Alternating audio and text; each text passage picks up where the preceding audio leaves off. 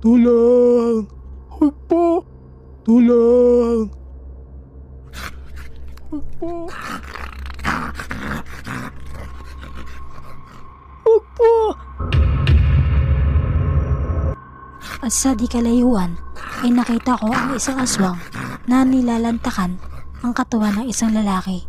At maya-maya ay nakita ko mula sa himpapawid ang isa pang aswang na may nilalantakan ding isang tao. At sumisirit pa ang dugo ng mga iyon. At ang mga sandaling iyon ay halos masuka ako sa aking mga nakita. At ang mga nakita ko ay nakita rin na aking mga kaibigan. At ang mga sandaling iyon ay kitang-kita namin ng pagbaha ng mga dugo sa labas at ang mga nagkakalat na bangkay ng mga inosenteng tao. At kahit sanggol ay hindi pinaligtas ng mga gutom na aswang. At ang hindi ko na makayanan